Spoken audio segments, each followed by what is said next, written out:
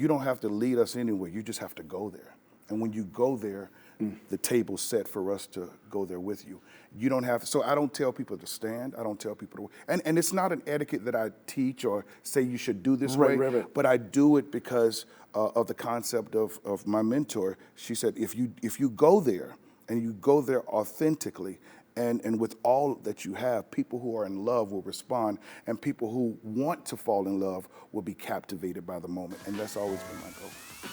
Welcome to the Shepherds Podcast, a podcast by pastors for pastors, designed to be a communal space where relationships and resources bring refreshing and renewal to those who shepherd and lead congregations.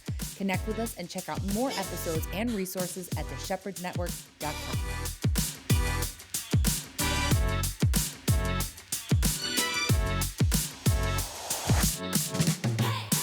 Welcome to the Shepherds Podcast. I'm John Carter, your host. It is great to have you with us. I want to give a shout out to all my Shepherds Network podcast peeps.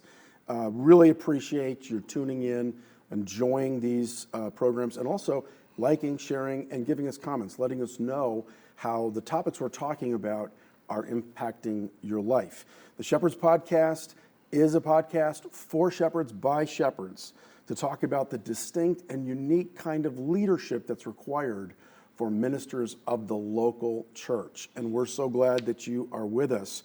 Today, we're going to talk about one of the most important topics that we could consider, and it's something that every pastor I know, whether they're a lay pastor or they're a bivocational pastor, full-time pastor, all have had to deal with issues relating to worship team, worship ministry, and music. You know, when I came up in Bible college, I grew up in the Bible college farm team, basically, back when there were ministers went to Bible college and were formally trained. And there was a saying in school, and that is that when Satan fell out of heaven, he landed in the choir loft. In those days, all the churches had choir lofts. And the idea was that, a lot of the problems that pastors faced had tended to come from the music and worship department. And when I got into ministry at 22, one of the very first challenges that I faced was a challenge as an assistant pastor working in a local church of about 400 people that had to do with the worship ministry. And without going into details, it was something else. Over the years, of course, worship has changed. It's become more complicated, the music that we sing is more complex. The talent that's coming forth to help us lead in worship in our churches tend to be better and better and better. And musical styles are shifting radically, seems like every year. And so the need to have really good and powerful worship that is both technically excellent and spiritually connecting has never been more important. And so for this conversation today, I have with me one of the great worship leaders, a great man of God, Leon Timbo. Hey, Pastor John. Leon, it is so good to have you with us, and we're going to just go right into it. Let's dig in. I just want to dive in. All right. So, Leon, talk to us a little bit about your background, your past. You were raised in a Christian home. Yes, sir. And what was that like? Well, I was raised a preacher's kid. Southern Jacksonville, Florida, right on the cusp of Jacksonville, Georgia, and Florida. And so my father pastored a Kojic. He was a minister in the Kojic ministry, young minister. Church of God in Christ. Church of God in Christ. You can't join in, you got to be born in. Huh? If you're Kojic, you know what that means. You know what right? that means, right? Yeah. And so he was a young minister in that space. And I tell a lot of people, Leon Timbo is a nickname of a nickname. Timbo is a nickname. My actual last name is Seymour. And yes, I've done all kind of diggings on Azusa Street. It's just worked my life. It worked my life. I've not found it yet, right? Okay. But I've definitely, even when I stayed in LA, but I get to the point. So Leon B. Seymour Sr. is my father. Okay. He recently passed away. And so he was a young minister in this Kojic church, and all the mothers in the church would call him Timothy, out of the New Testament, sure. Eunice's son. And so I'm Tim's boy. So Tim's boy became Timbo. You're welcome. I have no idea why these people did this to me. And so it just followed me throughout my life. And so when my father left the Kojic church, he tells me about a story that happened that pressed him into leading his ministry, which I guess pressed me into leading my ministry under him. He was preaching like the other elders when his senior pastor passed.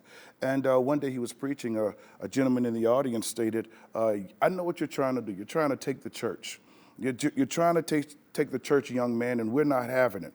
And he went home and he talked to me about crying. And he said, Lord, why did he do that?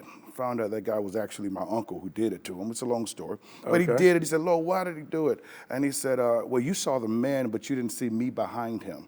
Because of your love for the people, you would have stayed and not shifted as I've given you to do. And so he started his ministry. Which was a local church. Which was a local church in Jacksonville. And so you grew up in that environment. I grew up in that environment. My father was tone deaf. He couldn't hold a tune in a bucket.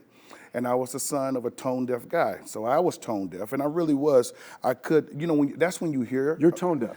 Listen, my singers that travel with me now, they still pick at me, because if I have a song in my head and try to sing it to them, they'll say, play it for us, because you're not really hitting the notes.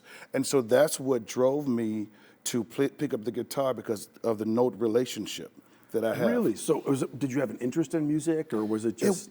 It's purpose and passion. Pastor David Allen spoke on it last night. It's that thing that was in me that no one around me understood the way I understood it. And so I prayed. I didn't see a scripture for it, but I prayed. I said, Lord, I don't see where Abraham asked for a voice, or even David asked for a voice, but I want to sound like Marvin Winans, a little bit like Stevie Wonder, Marvin Gaye, and a little bit of Andre Crouch. If you're going to ask, just ask it all the way. And so you went for the top. And listen, if you're going to swing, just swing for the cool million. So that's what happened. And slowly but surely, God opened my ear. And he not only opened my ear for it, my father was very clear in how he disciplined me, because I was the only part of the worship team that couldn't quit. I was the son. And so we would lead worship, and we would sing all the top songs. And he would say, do you feel that? I said, no, sir. He said, exactly. God's not here. Start over. And so through that process, I learned how to not see the presence of God on people, but feel the presence of God in a room and respond to that. Well, that's remarkable, because we are in a conference this week, and we're taking advantage of this conference. You came up to lead worship for us, which you've done numerous times, and it's always been a blessing. And the thing that is most remarkable about your worship leading is not only do you have a tremendous gift and skill, it's pleasant, it's excellent, but there is a presence on you when you lead worship. And not just a presence on you, it comes in the room.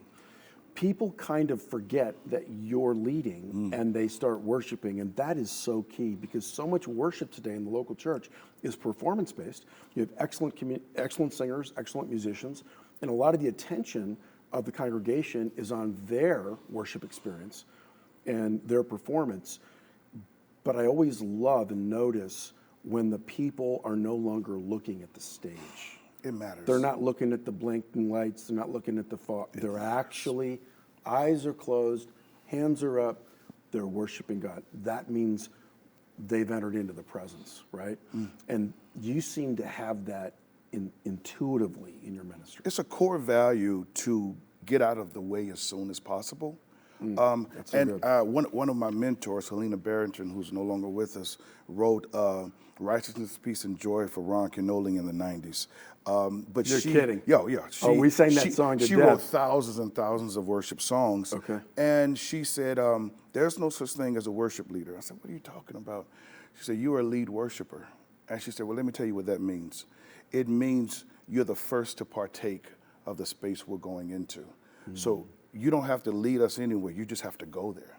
And when you go there, the table's set for us to go there with you. You don't have to, so I don't tell people to stand. I don't tell people to, and it's not an etiquette that I teach or say you should do this way, but I do it because of the concept of my mentor. She said, if you go there and you go there authentically, and with all that you have, people who are in love will respond, and people who want to fall in love will be captivated by the moment. And that's always been my goal. And that's what I observe. Yes, sir. And that's what I think we all experience when we're worshiping God in your presence. And that's why I think you're such a remarkable gift to the body of Christ. Thank you. Now, when did you know, Leon, that you were called to ministry? I mean, you're a musician in your own right. You have your own music right, your own kind of secular music ministry. Yes, sir. Yes, Talk sir. about that a little bit. I found this scripture that says, love the Lord your God with all your heart, with all your mind, with all your soul. And the second is like unto the first, which captivates me. Love your neighbor as yourself. And I believe we have a lot of songs that lean into loving God with all our heart, all our mind, all our soul. But where are the songs that lean into how he's given us to love people? How can I say I love God if I don't see you the way he sees you? How can I say I love God if I don't see me the way he sees me? And so there's music to reflect that space in a secular context. And so it's through that I get to be both secular and sacred. Now, do you write original music? I do. And I make a point, I don't write, and this, it sounds weird to say, but I don't write worship music per se. I'll hear a song and prophetically or spontaneously release it in faith, and it'll become something, but I don't have whenever I pen and paper write, it turns into something that God's using me to demonstrate his love through ordinary daily experiences. And so I had to accept the difference between those spaces. So how did you develop your gift and skill and really your music in the secular context? How did that start? It was always said, well, I was a chubby little guy, growing up, and so all the little girls, they never wanted to talk to me. They always wanted to talk to the skinny, athletic guys. But I read a couple of Cosmopolitan magazines as a young guy. And so from there, I always knew 10 ways to make your man smile. Yeah. My point is this. I found the beauty of words and the beauty of communication and language. I realized once you name a thing, then you have the ability to then make it your enemy. When you name one thing, you have the ability to either make it your friend or make it something you unify with. And so I really fell in love with words, and that's why. Do you consider yourself more of a songwriter, a lyricist, or a singer? Definitely a songwriter. Okay. What I am and what I do, technique is a part of it, but it's secondary to the passion and the authentic heart that I want to give to it. If I was a singer first, I feel like my singing would be my greatest goal, and it is only the canvas of the words that I am really meaning and wanting to express. Now, would you consider yourself more of a singer-songwriter or a musician, because you also play, right? How do those work together? For me, I believe in the term psalmist. I believe in the term psalmist in a secular context as well, because those are where the spirits need to leave, right? And so in those moments, I lean into the ability to hear and respond to whatever's necessary. And that's why I lean into saying I'm a songwriter, or I hear words, as it relates to atmospheres.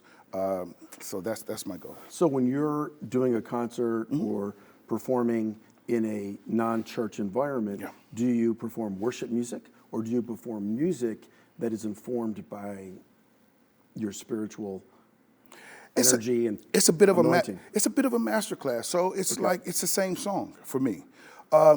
If I sing, "You are so beautiful to me," I could sing it to her, and I could sing it to the one who really leans into, "You're everything I hope for, you're everything I need." So it's the posture of my heart that makes it a setting for somebody to receive or for it to be something on my altar. So I get to fluidly kind of lean into those spaces of love.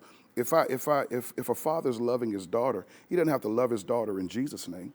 When he loves his daughter, Jesus shows up in that moment. And so it's through that space that I get to show God's love to us. That's a great perspective. Talk about your worship leading in local churches. Yes, sir. We've had some conversation about this. Just really quick, your journey as a worship pastor in a local church.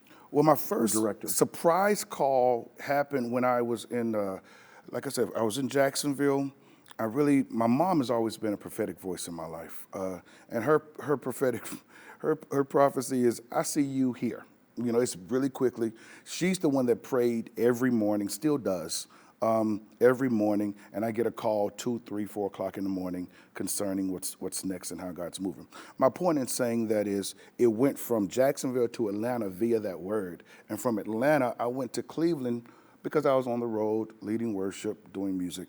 And it was a citywide kind of crusade. And all of the churches, or a good number of churches in Cleveland, showed up.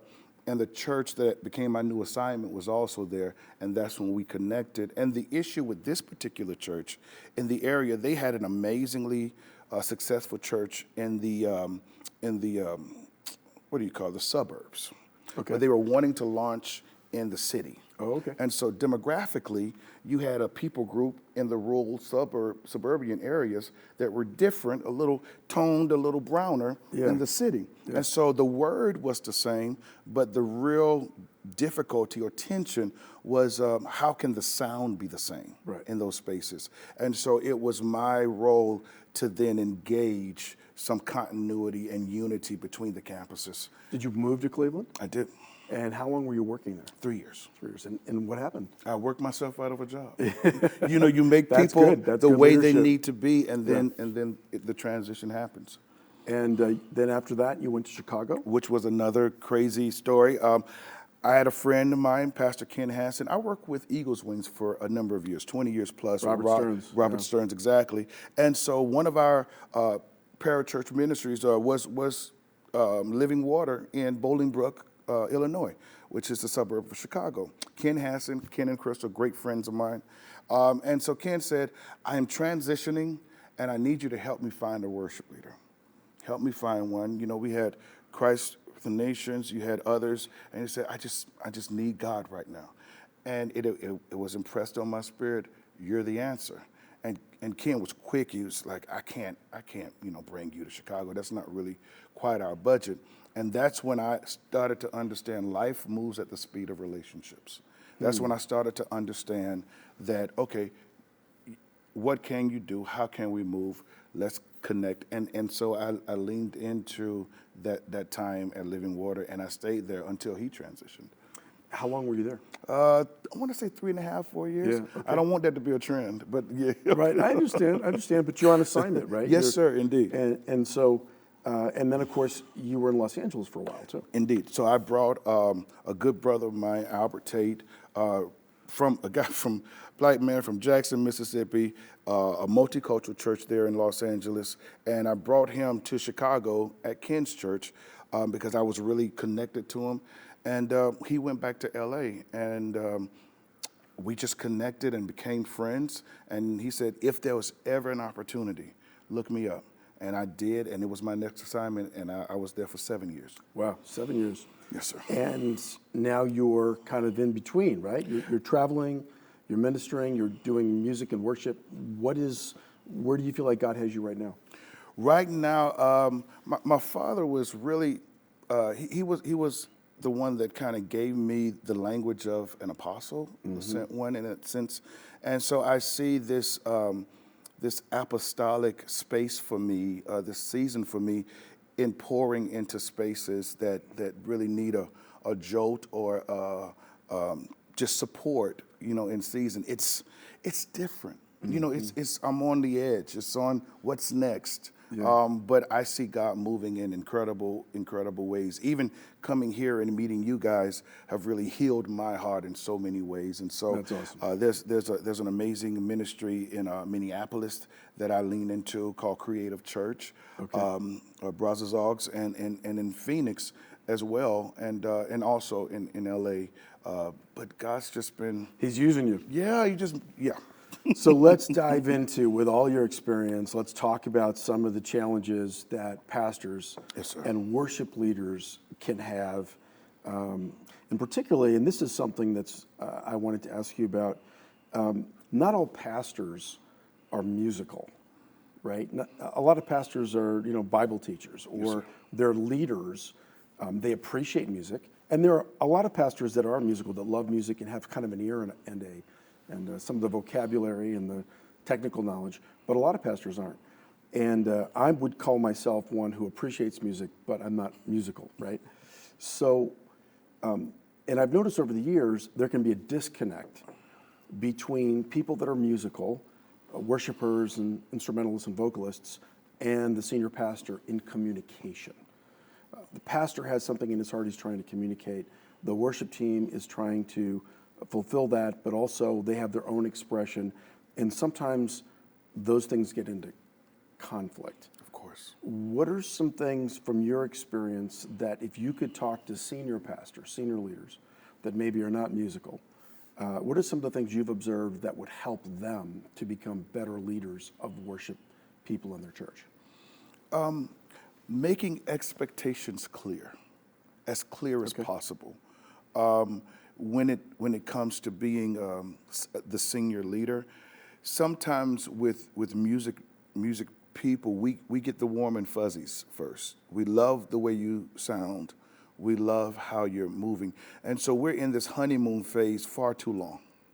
And we don't get to the nitty gritty. So by the time we really dig into you're the drawn weeds, to the pastor's ministry, you're drawn to his... right, and they're drawn to maybe what you are moving in and things like that. And so it's like it's feeling good. Honeymoon phase. We're in a honeymoon phase. It's happening. And then we back to the vision. And you, as the worship creative, never knew the vision. Because we were still, in that phase. And so I think expectation changes without communication. And I think if we can, the first step would be clear up front, kind of make it a caveat, kind of make it, okay, I have to do this. Even though right now I'm not feeling it, I just want us to take more walks in the park. So be really specific. What kinds of expectations, in your experience, are the things that are left off the table when the relationship begins that need to be articulated? Styles. Styles. Musical styles. Theology, songs that lean into the vision of what we're speaking, the culture of the house. Those spaces are so... They're so whimsical at first. It's whatever you do is fine. Whatever you do is fine. But when it's time to go into diet mode, we really need the things that echo in the same direction. And so I think if we lean into being straightforward about, okay, this is where we are, this is where we're not, this is what our ministry does well, and so songs like this may not lean so easily. Those specifics really help creatives line up. Well, in worship leaders, they do have preferences, style preferences, right? And there's a lot to choose from in the world of worship ministry. For me, I hear a worship song. It might be a gospel feeling song. It might have a Latin flow to it. It could be a Hillsong type song. Come on, yeah, right? Absolutely. It could be, something from Elevation. Of course, we love a lot of their worship. So, and it may be very different styles. And my feeling is, hey, this is what we want to sing. Right. This is a theme for our house right now. And I just assume, you guys can figure it out and sing it. And I've come to learn.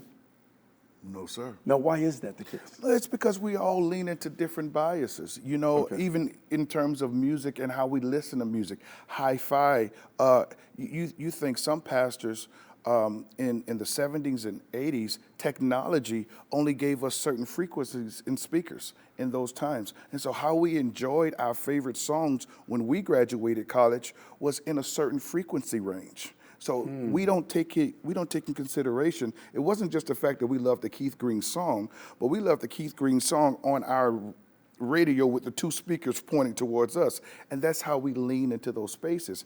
It's subconscious. So when you get the new boom, boom, this, that, jump, it's like, I don't know why I don't like it. It doesn't sit the same with me.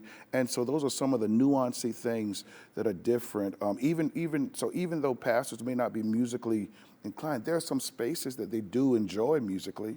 And so I think those play a role in some of our biases concerning how we hear music. So sometimes in working with our worship team, with our worship leader, I'll say, and he's amazing. Dion has just been a great blessing. Absolutely. And I'll say, hey, I really love this song, and it's got on the recording I'm listening to, there's a lead singer, and sometimes I'll suggest, I think this could be a good song for so and so, but I have no idea. And there's a part of me that thinks, hey, there's a singer. Anybody can sing this song. I don't care if it's a man or a woman. Just sing it, right? Ooh.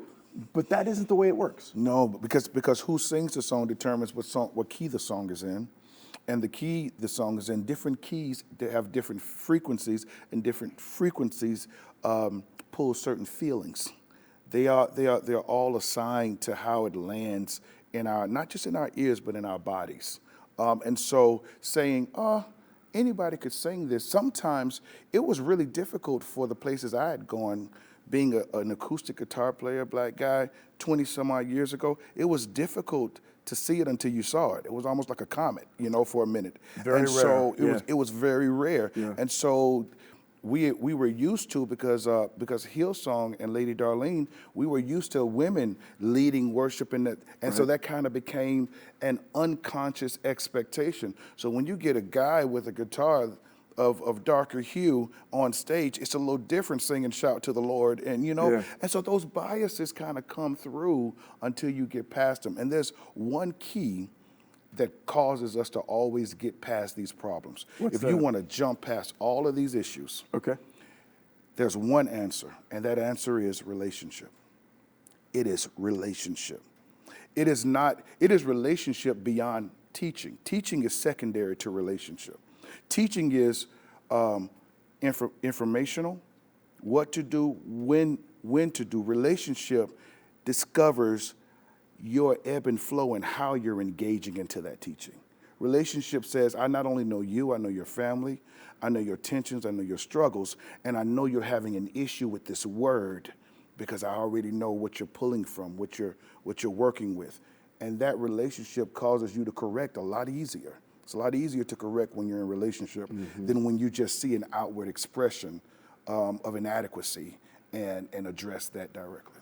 So if a pastor, for instance, I'm just going to pull a song that's been a song that I've loved, especially last year. It was kind of a song that I played out maybe 2 years ago. Goodness of God, love that song. And so I bring that song, I gave it to our worship pastor and said, I really want to sing this. And I just thought, it doesn't matter what singer's there. We'll just sing it. Whoever he wants to use is fine. And I had to come to realize that certain people really carried that song. And it took a while for, and there's certain team members that kind of had that in them. That thing, yeah. So is it fair to say as a pastor is it fair for me to expect, we're talking about expectations, that my worship team, my musicians and instrumentalists, will develop to the place where they can sing any song that we want to sing? Or is it unreasonable? Should the pastor then say, listen, there's some songs I'd really like to sing, but I don't know the technical side of it, and maybe the worship pastor can say that's not something that we're going to be able to do easily.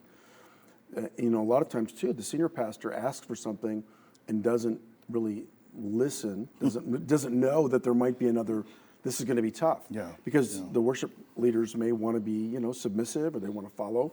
So I guess my question is this. How can a pastor like myself approach a worship pastor in relationship to share what they're hearing and feeling, what they would like to see happen, and how can they give permission to that worship pastor to communicate back to them their challenges with the request? That's good. It's because we have to get out of that honeymoon phase so fast. We have to get out of the honeymoon phase so we can get into the trusting phase. Okay. And the trusting phase is not just, I trust you to do whatever you do. The trusting phase is, I trust you to hear my heart and press into what I'm wanting to see, or lean into what I'm moving in. What I'm moving in, the pastor, or what I'm moving in, the worship leader? Pastor. Okay. You're trusting me as the worship leader that you don't have to micromanage. When you're speaking, I'm listening. Mm-hmm. When you're giving me an idea, it's not just an idea, it's something I go back and work on, and you trust me to do that. Right. And so in that relationship, if I ever come back and say, it's going to take us a little while to do this, or we have a volunteer, in this area, and so we don't quite have the manpower, so you would trust me that I'm not doing the job unwell. I'm actually giving you the report, but you give me a little time. We're going to find whatever we need to get to the end of this. Yes, sir. So a pastor's listening to this or watching this right now, and they've been kind of in a honeymoon phase, let's say, and they're realizing they'd like to have a little more communication with the worship team. And what is the best approach for a pastor when he wants to communicate to a worship leader, kind of move out of that honeymoon phase into that trust phase? What are some ways a pastor can do that effectively, that worship and musical people can receive? It's important that in the beginning of the relationship, there's a lot of face-to-face time.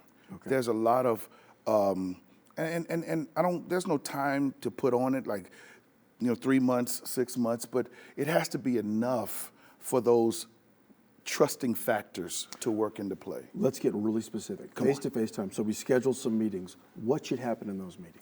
Should they just be formal meetings talking about music and sharing heart? Should they be informal things? How do you build that trust? We have many teachers, but not many fathers. So it has to be an inward work, a relational work of life, doing life. How are you? How are you moving? How are Coming you? from the heart. Yes, sir. And so that's less of a meeting of the mind and of the goal, and more of a meeting of the heart. And so just learning each other so that once you get into a season where you're not as visible, we're still clear that we have relationship, and that I don't feel like, I really don't like when worship teams are constantly checking to see if they're doing something wrong. That's not relationship. Checking with whom? Pastor. Oh, okay. Are we too long? Are we too short? I see. When you don't have it here, my father would say, if you need the faces of the people to know the presence of God, you don't know the presence of God. Well, that's also with the pastor. If you need to always check to know what he's needing, then you've not had any face-to-face time to know how it's moving. And if you are going too far, you have enough relationship to be corrected and have a hug afterwards, And I don't think. And that correction shouldn't be on the stage. It could be. Oh, really? For me, Okay. it was, and it hurt a lot. Oh. So if you could get away from it, What I happened? would. Well, it was essential. When my father told me, "Did you feel that?" And I said, "No, sir." He said, "Yeah, God's not here. I can't do anything. I can't preach. I can't pray." He did that in front of others? It was in front of others. Oh, nice. And Okay. everybody else wanted to quit. I couldn't quit. I lived with the guy that pastored the that's a church. dad. I was to be homeless, Dads can be tough I on couldn't boys, quit. on the But sons, yeah. so if you need to do it, I get it. Relationship, there's a grace for that. Yeah. But if you can say, hey, let me tell you, Let's talk about this. let's move. As a matter of fact, during the conference, we had a moment. We had a moment with one of the songs, and you came to me. It was the I Speak Jesus specifically, and Right. you said, last night we could have stayed there longer. Yes. You said last night we could have stayed there longer. We transitioned a little quicker. Yeah. I felt like there was more, in my words, meat on the bones. Yeah. We could sing in the spirit a little bit, just kind of what did linger in that So what did environment. we do the next night? We went right back to the well. Right. And we dug deeper. Right. Because of that correction. And it wasn't a lot. It wasn't even for me correction. Passing It was by. just feedback because I wanted to hear what you were thinking too. From the visionary and pastor is never feedback. Okay. It's direction. It's not an opinion. If it But was sometimes for me, I'm just saying as a pastor, Yes, sir. I'm sharing it with you not because I'm giving directive, but because I'm sharing my thoughts and I want to hear back. What is your perspective? Why did you make that choice, or why are we making that choice? Because there may be something that I'm missing too. Not all pastors are that's like good. that. That's good. But I'm kind of that way. But I think we would, in our relationship, I would know that about you. And maybe we haven't gotten to that place. Sure. So I'm on the side of caution. Yeah, and you were great. Which is we're going to do that again. Stay there, dig deeper. It's that space. Yeah. But if you were to say to me what you just said, hey, when I say it, when I bring something to you, that's for us to go back and forth. And then now I have a heart to say, okay, but what about this and what about that? But otherwise, yeah, because I want to hear move- this. What about this and what about that? Because I don't know that stuff. I think that's relationship builds that trust, and that's because I can give you back my take and my perspective and my sensing, and still honor and respect the fact that you still, and that's what I enjoy about those experiences. Yeah, excellent. That is great counsel. Now, staying on this theme, because this is important. I'm learning, and I'm sure some of the pastors that are watching or leaders are learning as well.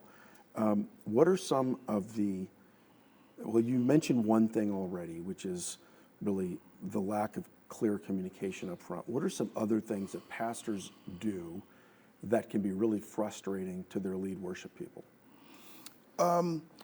Creatives are weird. Creatives are weird, and I think the pandemic gave us a reset of sorts. You know, the idea, for instance, and this is no one change or anything, you know, creatives do office hours, but office hours work well when you're in HR.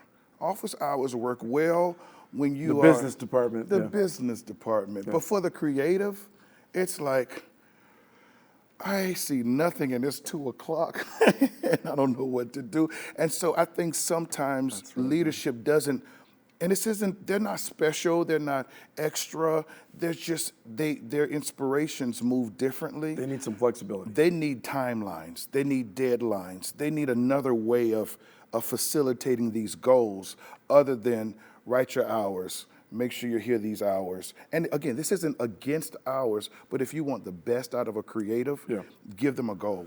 So let's talk about that. Yes, sir. Because sometimes my experience has been working with creatives, they want to self-manage, but they're not really great at self-management, especially when it comes to time. Now, not everybody's that way, but a lot of times, you know, I'd love to have, create a song set list for the next 3 months that we can talk about by Tuesday. Sure. We can sit down and look at that, and they maybe got to 1 or 2 of those sets, right? And so... so good. Yeah, so, You're right. So deadlines are important, right? Especially with creative people. And yet you don't want to be, there's this fear of micromanagement. And that's a big fear, especially with Gen Z. They are like allergic to the idea of management. I really think they're allergic to management, not just micromanagement. But it is what it is. So how can a pastor be really clear about those things in a way that is providing the direction that a musical, creative person needs without squelching their gift, their spirit? It comes back, and I'm happy I said this in the onset because it's going to keep coming back to that space. Relationship.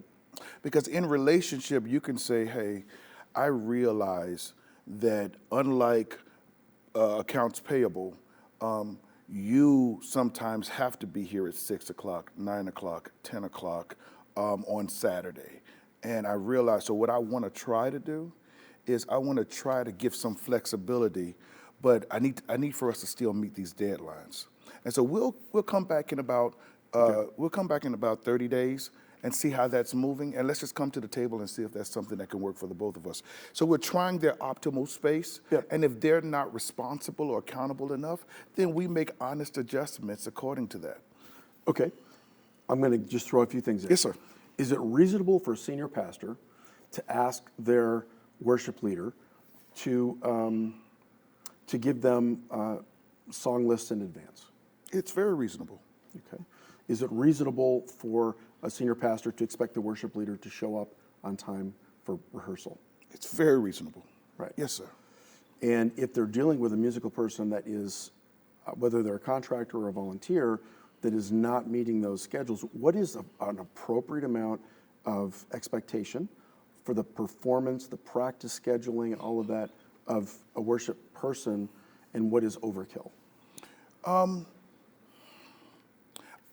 I think Is it reasonable to expect a musician and a singer to come to practice having practiced the song and know the words? This is absolutely. I think the nuance in this is we tend to see musicians and singers in terms of what they do. And I think that relational context needs to not only come from you to your worship leader, but it has to be something they have in them for the team and the community they're building.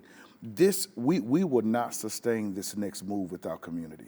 We would not, and community is where are you personally? How are you doing? Just last night, one of our guys wasn't feeling well. And it wasn't tension for us to shift and have another way of working things out. And he didn't need to feel bad about it. We didn't. Will we have a meeting on Tuesday about it? Probably. But in that moment, he needed to be seen. He needed to be understood. Right. He needed to be. So when you create lines of communication that says, tell me what's the tension here? I want you to be well and I want you to do well.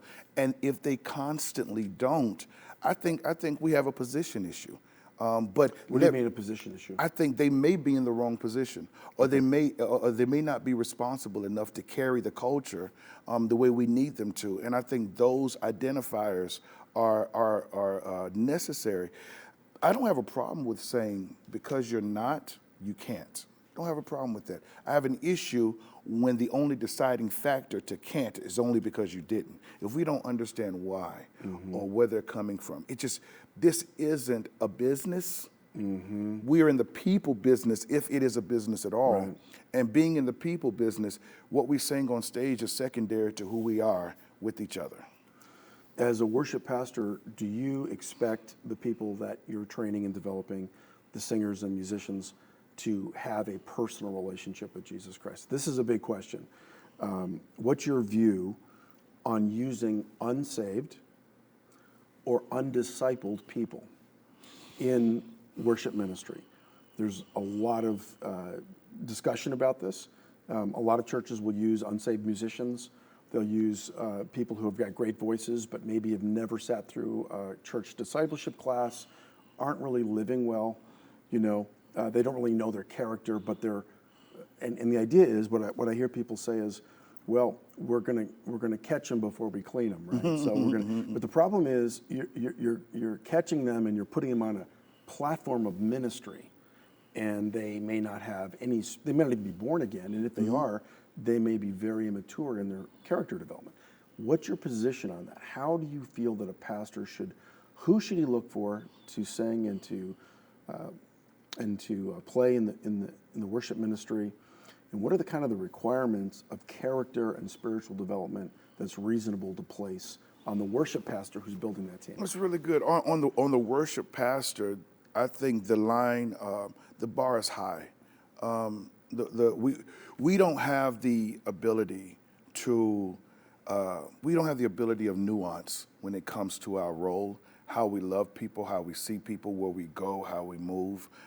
Because when they see us, we represent not only the church, but we represent their leader in that sense. So it's important. The pastor? Okay. And the worship leader. We represent, and so that call is very high. And I'm reminded of the story of Andre Crouch and the disciples on the road. And Pastor Crouch said one day he had an altar call and his band stood up and came to the altar. And so in that respect, it's a great story, but that's not in the context of us choosing to do ministry every Sunday together. And so as amazing and cute as that was, the reality is we do need lines and we do need to be clear about certain things. You can't play a song unless you connect with it, which is different from just playing it routinely. Let's bring to this. So you've got a worship leader in your church, and that worship leader really needs a good bassist or needs a particular missing element in the band. They know someone who's maybe not saved, but they are really hungry and they're very talented. So do you bring them in temporarily? Do you bring them in permanently? And at what point do you have the conversation about give them a challenge around spiritual things and their growth and development? If the pastor and the worship leader has a trust relationship, and that worship leader, through that trust, is choosing this unsaved bass player, that space between the bass player and the worship leader, it has to play. You have to do life together, and if that results in something that doesn't represent the church, there has to be an expiration. So this is interesting, your response. So you're not saying this is the rule. Never use unsaved people as musicians. It can't be the rule. When it comes to musicians, it can't be the rule, because personally, you're talking to a guy who does music in bars and see people drunk and crying and finding me outside and saying, I know where you came from, and I haven't been to church in 15 years. You're talking to a guy who's been ruined with the presence of God in different spaces that are unconventional. So if that worship leader has a conviction to make that reach. Now, if the reach is based on talent alone, which it should never be, then that's another thing. But if that worship leader is a leader and he's creating relationship and he's communicating with this bass player, I want you to see church differently. I want you to feel church differently. Then I think there's some wiggle room. There's some space for that. It may be a small space, but there's some nuance to that, and then there's an expiration. So would it be good, again, following these principles, communicating up front, to have some conversation with the worship pastor about this is what we're looking for. If you're going to use musicians that aren't saved, this is kind of the space that you need to bring them into and talk to them about, so that you set up, because it should be an evangelistic conversation. Absolutely. Right? It has to be a high scale, high class evangelism conversation. Like, you what can't about a be singer? That's different. Okay. And Why is it different? Because it's what you're articulating. It is spoken word. It is it's almost like, hey, tell my wife I love her. You know, you don't know my wife. Why are you telling me to tell your wife you love her? So it's I can't co-sign that. The bass player, there's nuance to that, because you're playing notes, and we're creating an opportunity to live this thing, and you understand the etiquette of the church. We and as a leader, I know I'm on thin ice. This isn't okay. I'm on thin ice. There's a space here for me to minister, and if this expires, I have to be leader enough to say, okay, this was a great run. I thought it was going to work out, but we're just going to move differently and unmute the playing the tracks. We're just going to use the bass on the tracks, but I believe there's some nuance in community building with that musician, but that vocalist, the message, you can't say I love you when you don't. So it's important to bring people in who sing, who have a growing, loving relationship with Christ and are willing to mature, right? What happens when you're a worship leader and somebody that you really need, very talented musician or vocalist, it's discovered that they have a serious character issue? And I could tell, any pastor that's watching or listening can tell many, many stories of this, probably. And you need them. They're gifted. They may even appear and be anointed, and yet you discover that they have some things in their life that could be disqualifying. How do you approach that? We're in the people business. And I personally have experienced times where, I want to be clear. That's okay. Take your time. You have to pursue the individual. You have to understand the nuance of where they are. Relationship is so key. It's one thing to be rumored to be a thing.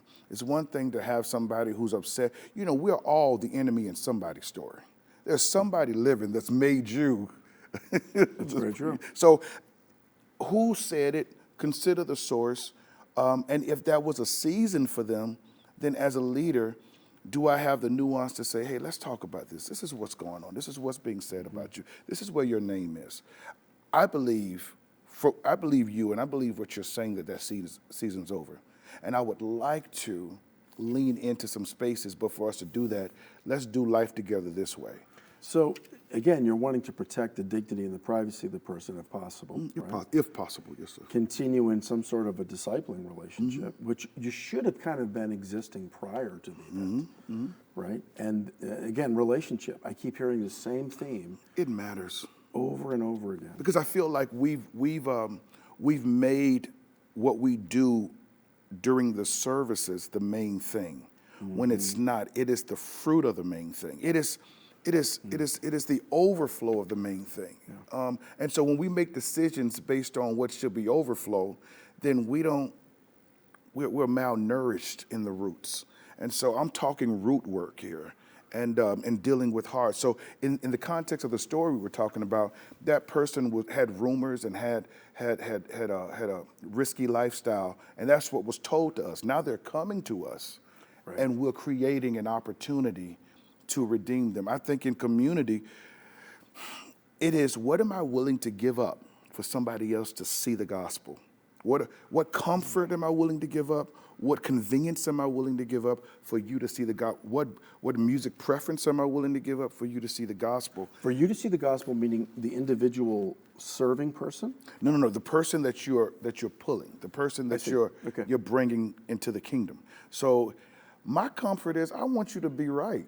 I want this to be away from you. Right. But I feel an assignment as a leader to pull you. But my pulling you can't be based on your gift alone. Right. It can't be. Right. Because that's the byproduct of why this is a wonderful connection. May even be the attraction, but it can't be the reason. Yeah. The reason has to be because I want your relationship with Jesus, and I want a relationship with you, God, man, right? And so I feel like there's not enough nuance in those spaces, and there's not enough opportunity for real community. And when we start building authentic community and not just somewhere to gather so that we can perform, I believe we'll see more of these things. How do you do that? How can a pastor practically create that and develop that environment where I'm hearing you say relationship? Yes, sir. I mean, over and over again. The pastor having a relationship, especially with the lead worship pastor. Clear communication up front. Expectations need to be communicated in the beginning, right? And there needs to be some setup of how we're going to express, if I'm not happy with what's going on, this is how you'd like me to approach you, yes, or vice versa, right? So there's some equity and an understanding around that. Yes, sir. I'm hearing that we do have a responsibility to disciple the people that are bringing us into worship and make that clear with them. Yes, sir. And then when people are stumbling or having a hard time, that discipling responsibility doesn't shift and change, right?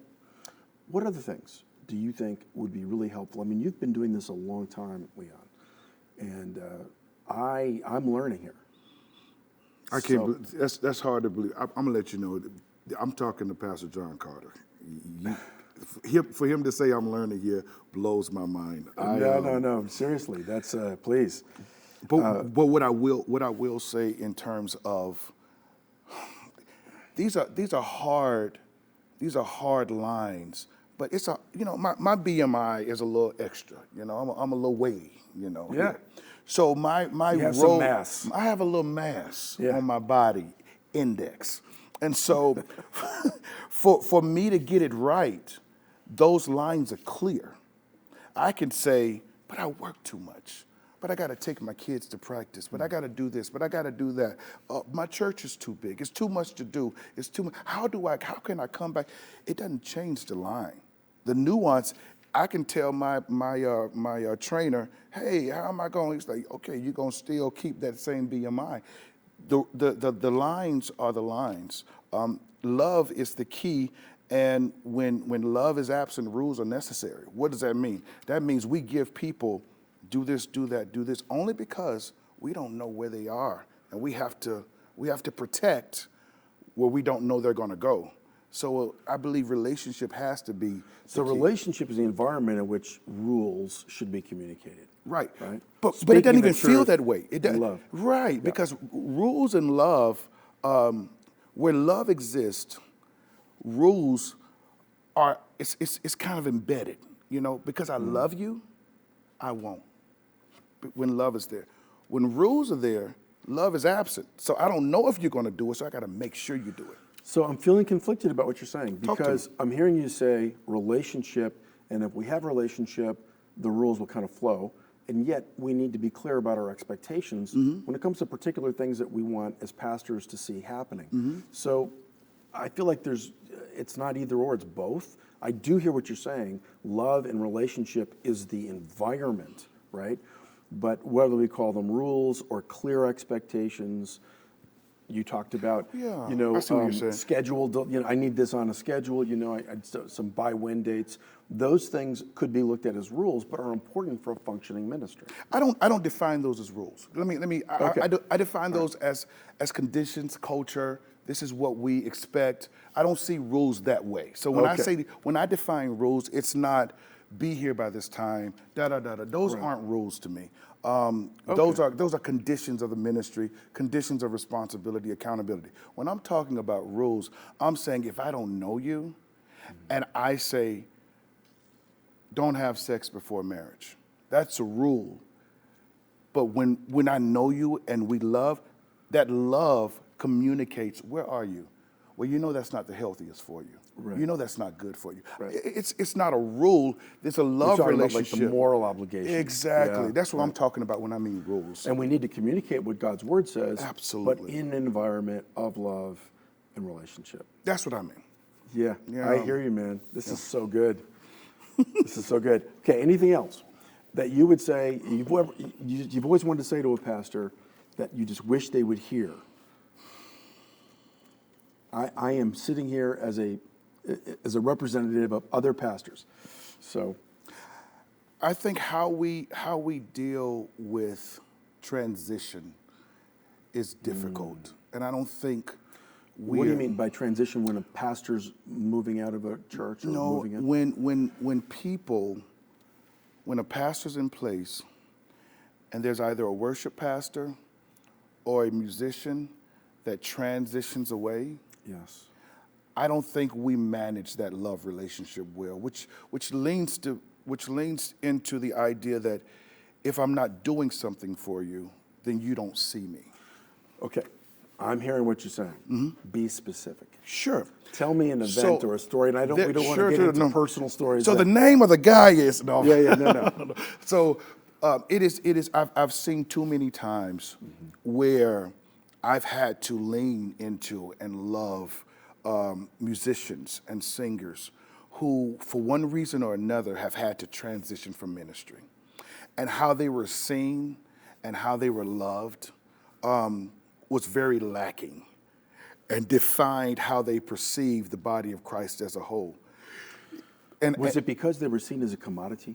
I don't want to assume, But it the felt that way. it felt like once what you did was over, who you were was over to us. You know, once your role was dead, you were dead to us. Once your role expired, then you then expired to us.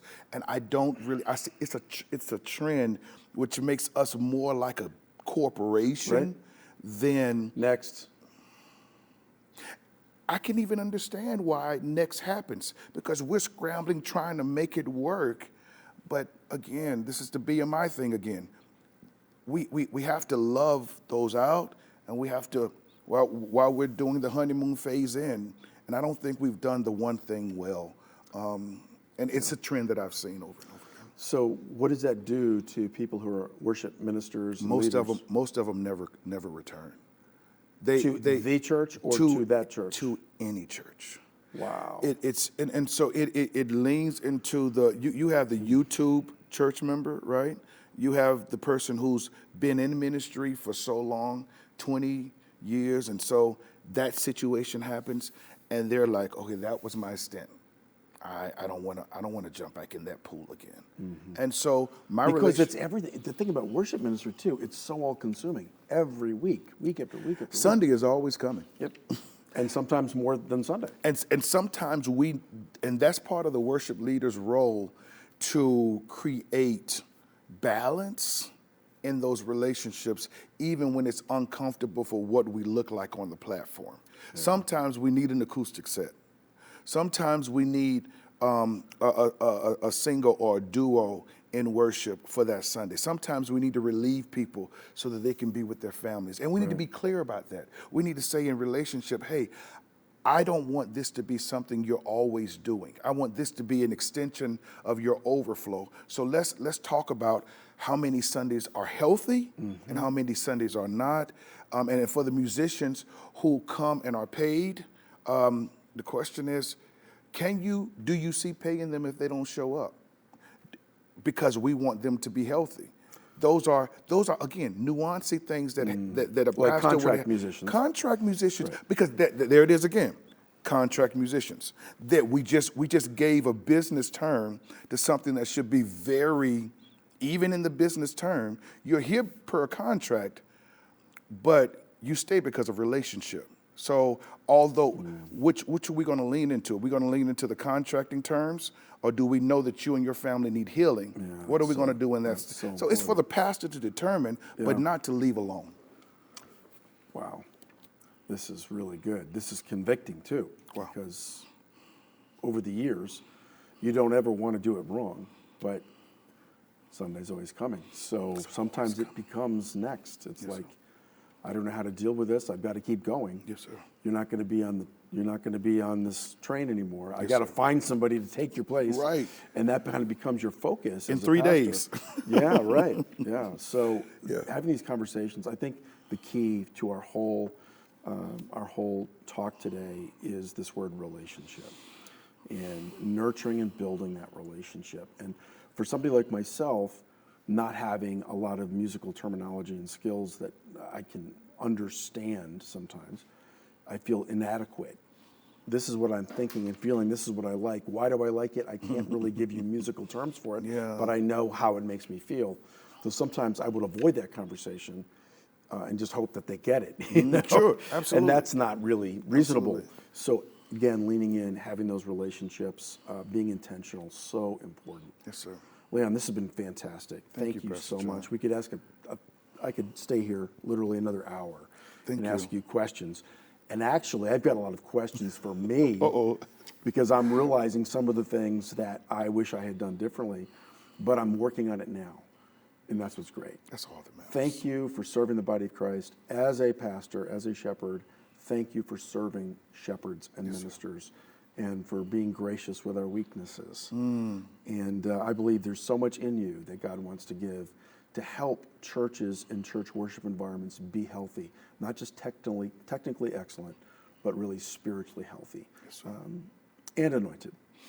So essential. Yeah. Awesome. Thank you so much. We are so grateful that you joined us today on the Shepherds Podcast. And again, this is designed to help you think about your shepherding work, your ministry as a pastor or church leader, and to really inspire more questions as well as provide answers. So I'd love to hear from you. Would love it so much if you would write a comment, like, subscribe, share, all of those good things. But most importantly, we would love to hear back from you about how this is connecting with you, because some of the things you may write to us, I'm going to have a follow-up with Leon, and we might have him right back here at the Shepherds Network podcast soon. So thank you so much, and may the Lord bless you abundantly in Jesus' name. Thanks for joining us on the Shepherds Podcast. For more episodes and resources, you can check out our YouTube page or our website at theshepherdsnetwork.com.